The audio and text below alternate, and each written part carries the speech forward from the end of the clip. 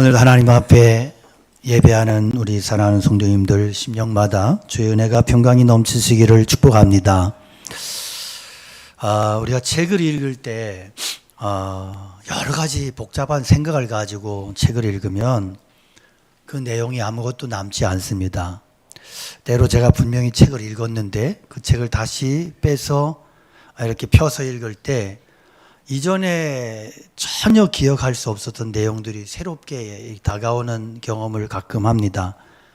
그 이유는 이전에 책을 읽으면서 엉뚱한 생각을 하든지 뭔가 집중하지 않고 책을 읽었기 때문입니다. 우리가 교회 오래 다니면 하나님의 뜻을 훨씬 더 분명하게 잘 알 수 있을 것 같지만 그렇지 않을 수 있습니다. 얼마든지 우리가 교회 오래 다니면서도 실제 생활은 전혀 믿음이 없을 수 있어요. 그 이유가 뭐냐? 생각 없이 다른 생각하면서 타성에 젖어서 종교 생활에만 익숙해져 버렸기 때문입니다. 그래서 종교 생활에 굳어져서 이제는 별 생각도 없이 고민도 없이 변화도 이렇게 원치 않고 이렇게 살아가는 거죠. 아무리 여러분 수십 년 예배 드려도 중심이 하나님께 집중되지 못한 예배 아무리 드려도 기억에 남지 않습니다. 아무것도 남는 게 없습니다. 그래서 우리가 중요한 것은 예배에 집중하는 훈련, 그래서 예배 전에도 마음을 비우고 집중하는 그런 훈련이 작업이 반드시 필요합니다. 5분 전까지 주식에 빠져있던 사람이 예배에 나와서 갑자기 은혜 받을 일은 거의 없습니다. 유대인들은 구약 성경을 가까이 했던 사람들입니다. 그들은 밥 먹는 것 이상으로 성경을 가까이 했습니다. 그러나 놀라운 것은 그들이 그렇게 성경을 가까이 하고 연구하고 많이 듣고 배웠음에도 불구하고 정작 성경에서 아무것도 보지 못하고 아무것도 듣지 못하고 아무것도 알지 못했다는 거예요. 혹시 우리가 그럴 수 있어요. 예수 오래 믿고 말씀을 많이 접해도 아무것도 보지 못하고 아무 소리도 듣지 못할 수 있단 말이에요. 만일 그렇다면 우리는 영적인 눈이 감겨진 사람들이에요. 우리는 매일매일 살아가는 삶 속에서 주님을 의식하고 말씀이 내 속에서 살아 역사하는 움직이는 그러한 은혜의 경험을 날마다 하면서 살아가야 되는 사람들인 것입니다. 만일 우리 속에 이런 일들이 일어나지 않는다면 우리는 영적인 맹인과 다를 바가 없습니다. 어쩌면 우리는 입으로는 수없이 주님을 부르지만 정작 내 마음의 중심의 자리에 예수님을 모시기를 거부하는 사람들일 수 있습니다. 아니면 너무 복잡하게 살아서 전혀 영적인 예수님께 대해서 믿음에 대해서 전혀 생각도 못하고 그렇게 세상에 쫓겨 사는 사람들은 아닌가, 우리의 삶을 돌아볼 필요가 있단 말입니다. 오래전에 어떤 분이 저에게 그러더라고요. 자기는 구약 시대의 사람들이 너무 부럽대요. 그 이유가 뭐냐 하면 그냥 구름 기둥 따라 불 기둥 따라 가라면 가고 멈추라면 멈추고 뭐 그렇게 살았으니까 갈등할 것도 없고 뭐 이렇게 불안할 것도 없고 그냥 그렇게 그냥 가라면 가고 서라면 서고 이러니까 얼마나 편했겠냐는 그 생각도 없이. 그러나 여러분 그런 게 아니에요. 우리만 그런데 자기는 이렇게 살아가면서 너무 헷갈리고 힘들다는 거예요. 하나님의 뜻에 대해서 신앙을 지키는 것 뭐 여러 가지로.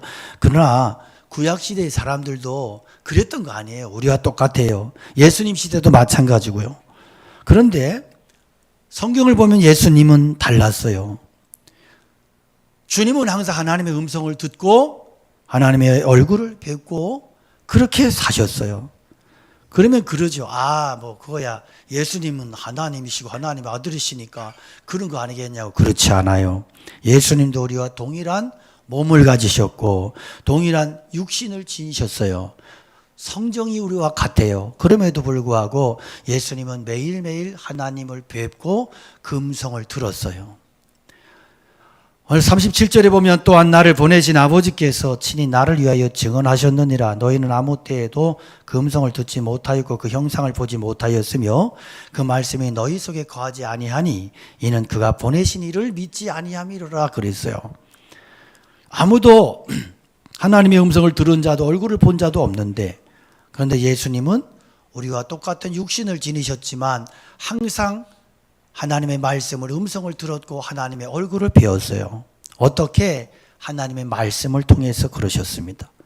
그래서 예수님은 항상 하나님의 말씀 성경을 통해서 하나님의 음성을, 아버지의 음성을 듣고 하나님의 얼굴을 뵙고 이렇게 깨닫고 이렇게 삶을 사셨어요. 그래서 예수님께서는 당신의 삶이 늘 불안하고 공격을 받았지만 두려워하지 않으셨어요. 왜냐하면 그 수많은 대적자들의 얼굴과 소리보다 항상 예수님의 음성과 하나님의 음성과 하나님의 얼굴이, 하나님의 면전이 항상 예수님께 맞닿아 있었기 때문입니다. 그런데 왜 같은 성경을 읽지만 유대인들은 전혀 하나님의 얼굴을 보지도 못하고 음성을 듣지 못했을까요? 그 이유는 오늘 말씀대로, 예수님의 말씀대로 그들은 말씀에 거하지 않았단 말이에요. 매일 성경도 읽어요. 말씀도 들어요. 그러나 그들의 마음속에는 아무 말씀도 남아있지 않았어요. 그 말씀이 너희 속에 거하지 아니하니 이는 그가 보내신 이를 믿지 아니함이로라 그랬어요.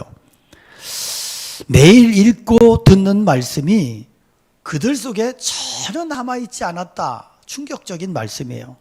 왜 이런 일이 일어났을까? 그들은 생각이 달랐어요.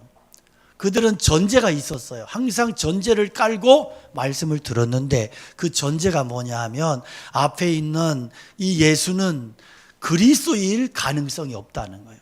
이 예수는 우리가 바라던, 우리가 기대하던 메시아가 아니기 때문에 이분은 메시아일 수 없고 메시아가 아니어야 한다는 그런 전제가 유대인들한테 있었던 거예요. 그러면 이 전제 조건은 누가 정한 거냐? 그들이 정했어요. 유대인들이 정했어요. 그러니까 이들의 전제는 뭐냐면 돈도 없고 힘이 없는 이 예수는 결코 우리의 구원자가 될 수 없다. 정치적으로 우리를 해방시킬 수 없는 메시아라면 메시아일 수 없다. 이런 전제가 그들에게 있었어요. 그래서 예수님을 통해서 역사하시는 살아계신 하나님의 말씀을 전혀 들을 수 없었고 하나님의 영광이 그리스도를 통해 수없이 나타났지만 그들은 그것을 하나님의 영광으로 인정할 수 없었던 거예요. 우리가 정치적인 이데올로기의 무서운 점도 이런 거예요. 정치적으로 이데올로기에 빠져버리면 상대방의 이야기가 전혀 이렇게 들리지 않아요. 가짜 뉴스는 받아들이지만 상대방이 아무리 옳은 얘기를 해도 거부합니다. 여러분 이렇게 되지 않아요. 이렇게 되면 안 돼요. 그래서 우리는 예수 그리스도 안에서 말씀을 가지고 세상을 바라보고 기도하며 분별하며 살아가야 되는 사람들이에요. 유대인들의 문제가 뭐냐? 중심의 변화 같은 것은 소용이 없고 눈에 보이는 결과가 항상 있어야 된다는 거예요. 눈에 보여져야 된다. 그래서 유대인들은 표적을 구하나 그랬어요. 유대인들은 표적을 항상 구해. 눈에 보여져야 돼. 그들이 그렇게 사랑하고 목말라 했던 것은 돈의 권세예요. 우리의 메시아는 우리에게 돈줄을 쥐어주는 능력자여야 된다는 전제. 그래서 그들에게 필요한 것은 자기들을 잘 먹고 잘 살게 해주는 메시아였고 자기들이 번 돈줄을 지켜줄 수 있는 메시아였어요. 이렇게 메시아관이 치명적으로 잘못됐기 때문에 은혜의 소나기가 아무리 쏟아져도 뚜껑을 닫아 놓은 항아리처럼 그들에게는 하나님의 은혜가 들어갈 수 없었던 거예요. 여러분 오늘 우리 중심의 생각이 무엇입니까? 하나님의 사랑으로 회복돼서 하나님의 아들이 되고 하나님의 백성이 되고 구원받은 하나님의 사람으로 살아가는 것입니까?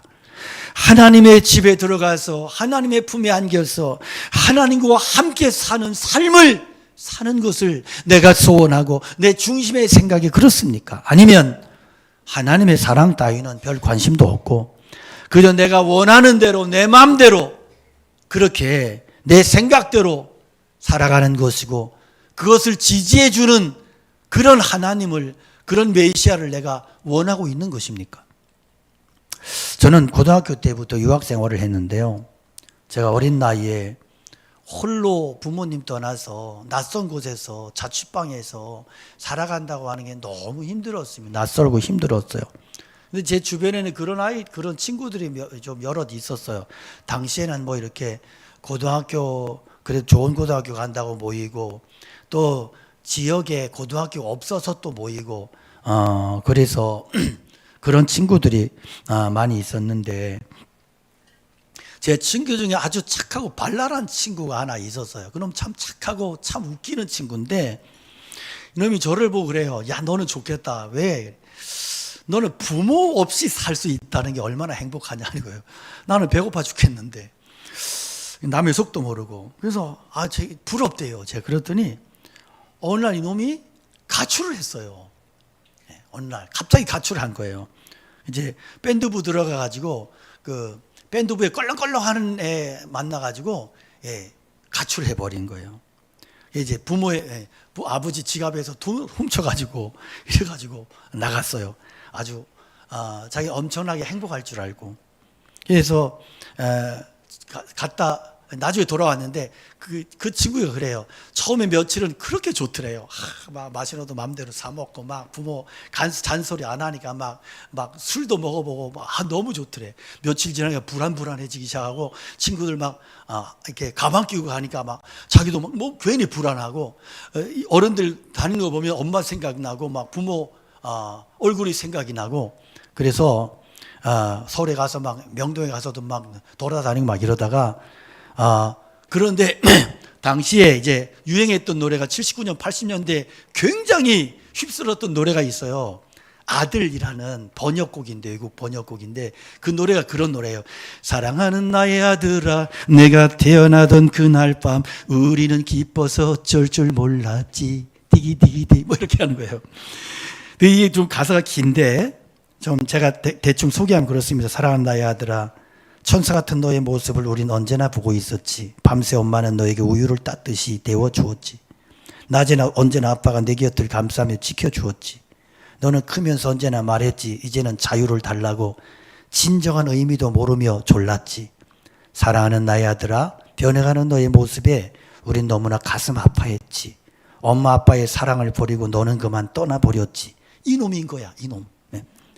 엄마 아빠의 마음에 아픔을 남기고 너는 떠나버렸지. 지금 내가 가는 그 길은 거칠고 험한 길이지. 갈수록 험하고 나쁜 길이지. 사랑하는 나의 아들아 너도 이제는 후회하겠지. 엄마는 언제나 울고만 계시다. 너도 이제 후회의 눈물이 두 눈에 고여 있겠지. 이게 반복되면서 노래가 끝나요. 이 노래가 이게 이제 당시에 뭐 이렇게 그 오디오 파는 대리점 가게마다 옛날에 그랬잖아요. 거리에 막 틀어놓고 그러면 그 노래 듣고 다니고 이랬잖아요. 요즘은 그러면 뭐 소음 공연에 해가지고 신고해가지고 뭐 잡혀갈 거예요. 근데 세상이 참 너무 안 좋게 바뀌었어요. 그때가 좋았는데, 그죠? 그때 너무 좋았는데. 이 노래를 들으면서 이 친구가 너무 못 견디겠더래요. 너무. 이제는 후회의 눈물을 내가 흘리고 있겠지. 엄마는 늘 울고만 계시다. 막 이 가사가 들어오는데 그래서 자기 친구 그놈은 아주 워낙 걔는 질이 안 좋은 애야. 걔는 들어가지 말라 그러는데 얘가 그냥 그 친구 몰래 도망쳐가지고 집으로 와가지고 엄마 부둥켜 안고 몇 시간을 울었대요. 그러면서 자기는 더 이상 집을 나가지 않았다. 나갈 생각이 없어졌다고. 그런 이야기를 들었어요. 여기에 복음이 있더라고요. 복음이. 여러분 우리 마음에 하나님의 사랑이 느껴지지 않고 들려지지 않으면 내 마음은 엉뚱한 곳에 팔려 있다는 증거예요. 내 엉뚱한 곳에 마음이 팔려 있으면 말씀이 안 들어와. 내 엉뚱한 곳에 집착해 있으면 하나님 아버지의 사랑이 느껴질 수 없는 거예요. 마음속에 지금까지 내가 지으면서 살아오니 죄스럽고 무의미한 삶을 청산하고 단 하루를 살아도 거룩한 삶을 살고 싶다는 그런 생각만 있으면 우리는 하나님의 말씀을 펼치고 거기에서 하나님의 사랑을 깨달을 수가 있을 거예요. 나를 찾으시는 하나님 아버지의 음성을 내가 들을 수 있을 거예요. 그래서 중요한 것은 몇 번 내가 성경을 읽었느냐, 얼마나 설교를 많이 들었느냐, 얼마나 몇 년 동안 교회를 다녔느냐보다 더 중요한 것이 뭐냐 하면 내 마음의 중심이 어디를 향해 가고 있는가, 내 마음의 중심이 어디에 있느냐, 이게 중요한 거예요. 그래서 39절에 보면 너희가 성경에서 영생을 얻는 줄 생각하고 성경을 연구하거니와 이 성경이 곧 내게 대하여 증언하는 것이다 그랬어요. 이 말씀이, 이 구절이 번역을 할 때 명령법으로도 번역이 가능한데 명령형으로 이 39절을 번역하면 너희가 성경에서 영생을 얻는 줄로 생각한다면 가만히 있지 말고 성경을 깊이 상고해라, 이런 말이에요. 성경을 그냥 관념적으로 뭐 맞겠지, 아이 뭐 옳은 소리겠지, 아이 다 옳은 얘기야, 그냥 아멘이야, 그냥 그래 나는 잠이나 잘 낸다, 이런 식으로 예수 믿지 말고 좀 따지라는 거예요. 관찰하고 고민하고, 그래서 지각을 사용하고 분별력을 사용해서 그렇게 해서 성경을 읽고 들으라는 것입니다. 그러면 그 속에서 분명히 예수님 만날 수 있고 그리스도를 만날 수 있고, 그리스도는 고난의 종으로 육신을 입고 우리 가운데 오신 하나님의 아들이심을 믿을 수밖에 없다는 것이에요. 유대인들의 불신앙이 어디에서부터 왔느냐? 그들은 성경 말씀을 그냥 의식 없이 생각 없이 그렇게 분별력을 활용하지 않고 사용하지 않고, 어릴 때부터 그냥 전통적으로 들은 대로 고민 없이 무감각하게 그렇게 받아들이고, 전통이 그러니까 그런 거고, 랍비의 얘기가 계속 그렇게 물려왔으니까 그런 거고, 아무 고민 없이 그들이 가르치는 거 조금도 따지지도 않고 생각하지도 않고 그렇게 그냥 믿고 살았어요. 누가 뭐라 그러면 다 옳았어요. 진리에 대한 고민이 없었어요. 그게 전부였어요. 제 신앙을 돌이켜보면, 저는 청소년 시절 저의 신앙은 그냥 무조건 그랬잖아. 옛날에 목사님들은 이렇게 그냥 덮어놓고 믿어라, 막 이런 식이에요. 그 열심만 있으면 다 좋은 줄 알고 옳은 줄 알고 무비판적으로 비판하지 않고 믿으면 좋은 신앙이다는 식으로. 제가 복음에 대해서 확실하게 눈을 뜬 것은 제가 전도사로 사역할 때입니다. 복음에 대해서 눈이 열리기 전까지는 저는 기복신앙도 이것도 복음이고, 번영신앙도 성공신앙도 이것도 다 그냥 좋은 것이고 이것도 복음이라고 그렇게 생각했어요. 그래서 예수 믿으면 부자 되고 출세하고 성공한다고 하는 이런 얘기가 다 은혜로 받아들여지던 시기가 있었어요. 그러나 십자가 부활의 복음에 대해서 제가 눈이 열려지고, 십자가 복음에 대한 이러한 제안에서 복음에 대한 눈이 열려지고 이것이 보여지고 들려지면서, 엉터리 신앙과 참된 신앙에 대해서 마치 홍해가 갈라지는 것처럼 쫙 갈라지는, 그 내 안에서 그렇게 정리되고 제 안에서 이것이 뼈대가 이렇게 확실하게 세워지는 그러한 시간이 있었습니다. 여러분, 우리들의 신앙의 문제는 늘 고민하는 것을 싫어한다는 거예요. 좋은 게 좋다는 거예요. 그래서 귀에 들려지는 게 좋으면 아멘입니다 그러고 있고, 좀 내 하나님의 말씀이 나를 책망하거나 하나님의 말씀이 내 귀에 거스리거나 그러면 아이고 왜 저런 얘기를 또 하나 이러고 있고, 이게 유대인의 신앙이에요. 유대인의 신앙. 그러다 보니까 어떤 일이 일어나요? 아무리 교회를 오래 다녀도 신앙이 성장하지 않아요. 신앙이 깊어지지 않아요. 성숙해지지 않아요. 늘 유치한 자리에 머물러 있는 거예요. 여러분, 열심이 있다고 성숙해지는 거 아니에요. 열심이 무엇을 위한 열심인가가 중요한 것이지. 그래서 이런 사람은 영적인 지각과 분별력이 전혀 자라지 않아서 영적 어린아이의 수준을 전혀 넘어서지, 그 문턱을 넘어서지 못하는 거예요.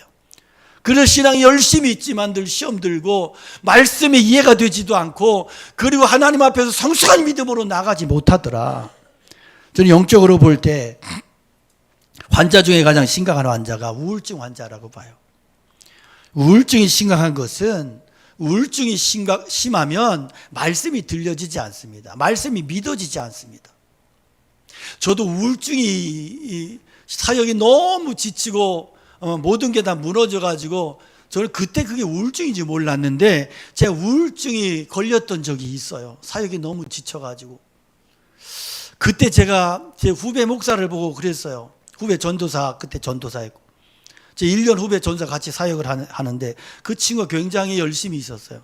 제가 밤중에 제가 그 친구하고 얘기하면서 김 전도사, 난 솔직히 아무에게도 말 못할 고민이 있다. 왜 그러냐, 형님 왜 그러냐. 나는 요즘에 말씀이 들리지 않고, 나는 요즘에 믿음이 다 사라진 것 같다, 내 속에서. 제가 울면서 그런 고백했어요. 근데 이 친구가 굉장히 당황하더라고요. 형님 그럼 어떡하냐. 제가 그때 그게 우울증인 거야. 우울증이 걸리고 나니까 말씀이 안 들려. 그럼 내 안에서 막 저항이 생겨. 그리고 내 식대로 자꾸 이게 막 생각이 되고, 말씀의 통로가 막혀버린 거예요. 말씀 듣는 통로가 막혀버리더라고. 그러고 나중에 울면서 기도하면서 회복되고 나니까 아무렇지도 않은 거예요. 믿음이 내 안에서 견고해지고. 그래서 제가 그때 우울증이 나중에 이게 우울증인 줄 알았고, 우울증이 얼마나 이게 무서운 것인가 그런 생각을 했어요. 여러분, 하나님의 성령께서 우리에게 임하시면 가장 먼저 하시는 일이 뭐냐면 내 안에 닫혀진 지각을 열어주세요. 그래서 이 하나님과의 관계 속에서 고민하게 하시고, 하나님의 말씀을 통해서 생각하게 하시고, 하나님의 말씀의 길을 통해서 나에게 보여주시고, 그리고 고민하고 생각하고 살아가게 하세요. 그래서 성령님이 우리에게 임하시면 말씀이 내게서 은혜가 되기 시작해요. 말씀을 듣는데 가장 방해되는 장애가 열등의식, 피해의식 같은 이런 마음의 상처들이에요. 이런 것들이 포진하고 있으면 하나님의 말씀이 내게 은혜로 들려지지 않아요. 막 분노가 일어나고 저항이 일어나고 그래요. 그래서 열등의식이 강한 사람들 설교 들을 때 저항이 많습니다. 성령께서는 이런 것들을 치료하시면서 우리에게 말씀을 듣게 하세요. 그래서 성령의 사람의 증거가 뭐냐? 내 속에서 말씀이 묵상되어지고 내 속에서 말씀이 떠나지 않고 말씀이 내 속에서 계속 역동한다는 거. 이게 성령의 사람의 특징이에요. 여러분, 그리스도인들이 어떤 점에서 다를까요? 세상 사람들과. 어떤 사람은 인상이 얼굴빛이 환하다 그러는데 세상 사람들도 보면 얼굴빛 환한 사람 쎄고 쎄어요. 그거 가지고 구분이 잘 안 돼. 요즘에 이렇게 이 공사 현장에 자주 가는데 공사 현장에서 일하는 사람들 얼굴 다 새까매요. 우리들 중에도 새까마신 분도 계세요. 그런데 그 차이가 얼굴로 표면으로 드러나지 않아요. 미안하지만 그 차이는 뭐냐 하면 생각이 달라지는 거예요. 생각이 달라. 그리스도인은 자기만 생각하지 않아요. 이기적이지 않아요.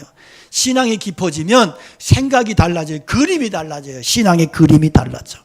그리스도인은 성령의 사람이요. 성령의 사람은 믿음 안에서 큰 그림을 봐요. 하나님의 섭리와 경륜이라고 하는 관점에서 사물을 보고 인생을 보고 역사를 보기 시작해. 그래서 작은 것 때문에 일이 일비하지 않는다 하는 거예요. 신앙이 옅을 때에는, 신앙이 유치할 때에는 아주 작은 것 앞에서도 그냥 삐치고 은혜 받았다, 상처 받았다, 시험 들었다, 침체에 빠졌다, 맨날 이래. 어제까지 그렇게 믿음이 좋았는데 오늘 보니까 완전히 젖은 행주가 돼가지고 늘어져 있는 거야. 그러나 여러분, 성령의 사람이 되고 우리가 믿음의 사람이 되고 그리고 그리스도 안에서 우리의 가치관이 변화되고 나면 어떤 일이 일어나느냐? 그런 것 때문에 일이 일비하지 않아. 그리고 어떤 상황을, 사건을 만날 때에도 여유가 생겨. 여유가. 왜? 하나님께서 허락하신 것이라면 이 사건을 통해서도 하나님이 나를 유익하게 하시리라. 할렐루야. 이런 믿음이 생긴단 말이에요. 구원에 대한 큰 그림이 생겨요. 그래서 작은 일 때문에 막 허둥거리고 그냥 그런 것 때문에 그냥 막 감정이 막 죽었다 살았다 이러지 않는단 말이에요. 오늘 우리의 비극이 뭐냐? 너무 바쁘다. 요즘 사람들을 좋아하는 세상을 사는 지혜라는 그런 찬양이 있어요. 하늘을 볼 겨를도 없이 정신없이 세상을 살다가 마음에 먹먹함이 내 삶을 짓누를 때 그때서야 주님을 찾습니다. 행복을 느낄 겨를도 없이 분주하게 세상을 살다가 인생의 허무함이 내 삶을 짓누를 때 그때서야 주님을 찾습니다. 이런 찬양인데요. 이 찬양이 참 가슴에 많이 와 닿지 않습니까? 왜 가슴에 그렇게 와 닿을까? 내가 그리 살고 있으니까 그런 거야. 정말 삶이 그래. 하늘을 쳐다볼 겨를도 없이 정신없이 살고 행복을 느낄 겨를도 없이 정신없이 빠져 살고 그러다 보니까 주님을 찾지도 못하고 주님을 묵상하지도 못하고 그러다가 뭔가 사건이 뻥 터지고 나니까 이 가사가 그런 거잖아요. 뭔가 사건이 뻥 터지고 상황이 뭔가 짓누르고 그래 그제서야 주님 모르고 나온단 말이야. 이게 우리의 삶이 이렇다면 얼마나 이게 안타깝냐고. 얼마나. 그러니까 이런 사람에게는 말씀이 밑 빠진 독에 물 붓는 것 같이 쭉쭉 빠져버리는 거예요. 너희가 성경에서 영생을 얻는 줄 생각하고 성경을 연구하거니와, 연구한다고 하는 단어는요, 개역 성경을 보면 상고한다고 했는데, 원어적으로 보면 대충대충 넘겨가는 게 아니고 이 말씀을 붙잡고 탐색하고 고민하고 이렇게 파고 들어가는 것을 말씀하는 거예요. 오늘 유대인들이요, 예수님을 멀리해요. 예수님 가까이 할수록 도망쳐요. 예수님께는 하나님께서 보내신 증거가 충만했어요. 능력이 있었어요. 말씀이 살아 역사하고. 그런데 그들이 이걸 알지만 그럼에도 불구하고 예수님께로 가지 않아요. 40절에 보면 그러나 너희가 영생을 얻기 위하여 내게 오기를 원하지 아니하는도다. 예수님을 그들이 왜 이렇게 멀리 했을까요? 다가오지 않았을까요? 그렇게 메시아를 기다렸는데, 그렇게 말씀을 연구했는데 막상 예수님께서 다가가시니까 개처럼 꼬리 내리고 그렇게 뒤로 물러서고 도망치고, 예수님께 대해서 오히려 불만이 가득해.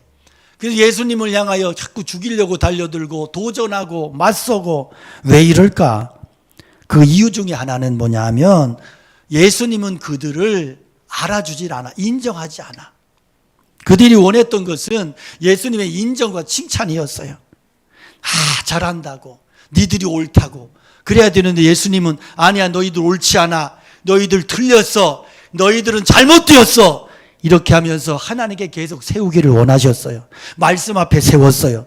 그랬더니 이들은 회개하지 않고 빈정상하고 자존심 상해서 예수님을 떠나고 대적했던 거예요. 인간적인 칭찬을 원했는데 예수님에게는 그게 없었어. 여러분, 오늘도 우리가 이럴 수 있어요. 우리가 얼마나 입으로 하나님 사랑한다고 그러지만 얼마나 사람의 인정받고 싶어 하는지 몰라요. 얼마나. 여러분, 목사가 인정해 주지 않는 것 같아도 상처받지 마세요. 중요한 것은 예수님께, 하나님께 인정받으면 그것으로 땡큐예요. 그것으로 충분해요. 그러니까 사람의 인정이라고 하는 것은 잘못하면 사람 버릴 수도 있어요. 그러니까 우리는 항상 사람이 인정받는 거 너무 원해. 그러지 마세요. 신앙은 그런 게 아니에요. 우리는 이런 경향들이 너무 강하기 때문에 조금만 주의하지 않으면 사람들의 칭찬에 맛이 가버릴 수 있는 거예요. 신앙이 변질될 수 있는 거예요. 저는 요즘의 교회들이 좀 문제가 뭐냐 하면 다 사람들 비유 맞추려고 막 너무 그런단 말이야. 근데 그게 옳은 거냐? 사람들이 그러면 정말로 거기에서 변화될 수 없어요. 회개할 수 없어요. 말씀이 부딪히지 않으니까. 그래서 그 잘못하면 참된 믿음에서 떠날 수 있다는 거 아셔야 돼요. 저는 여러분이 사람에게 이끌리는 신앙이 아니라 복음의 하나님의 말씀에 이끌리는 신앙이 되기를 축복합니다. 사람의 말이 아니라 하나님 말씀 사모하고 그 말씀 듣기를, 복음을 듣기를 갈망하는 성도들 되기를 축복합니다. 그래서 말씀 통해서 주님의 책망도 달게 받고 겉모양이 아니라 내 중심일 속사람이 변화되기를 갈망하는 믿음의 종들이 되시기를 축복합니다. 오늘 우리의 삶이 변화되지 않았다면, 은혜에서 멀어졌다면 주님 앞에 정직함으로 고백하며 나갔으면 좋겠습니다. 내 중심을 바꾸어 달라고, 변화시켜 달라고. 정말로 내가 너무나 삶에서 마음을 빼앗기고 복잡하고, 그래서 주님을 모르고 주님을 외면하고 주님께 집중하지 못하고 살아왔다면, 주님, 내가 주님께로 더 가까이 갈 수 있도록 나를 정리해 주시고 나를 변화시켜 주시고 나를 치유해 달라고. 사람에게 주님이 인정받기를 애걸복걸하지 말고 주님께 인정받는 믿음을 나에게 허락해 달라고 무릎 꿇고 기도할 수 있기를 축복합니다. 지금 이 시간, 그러나 너희가 영생을 얻기 위하여 내게 오기를 원치 않았다고 하는 책망의 말씀이 내 마음에 부딪히는 분들은 정직한 심정으로 십자가 붙들고 회개하며 은혜의 보좌 앞으로 그렇게 나갈 수 있기를 축복합니다. 무엇 때문에 무슨 근거로 주님께로 나오기를 거부하고 멀리했는지 구체적으로 주님 앞에 고백하고 실토하며 주님의 은혜를 간절히 구하십시오. 정직하고 진실함으로 주님의 은혜를 구하며 나갈 수 있기를 원합니다. 주님께서 우리를 긍휼히 여기시고 구원해 주실 줄로 믿습니다. 주님이 내 인생의 모든 문제를 치유하시고 해결해 주실 줄로 믿습니다. 우리 함께 말씀 기억하며 찬양 올려드리기 원합니다.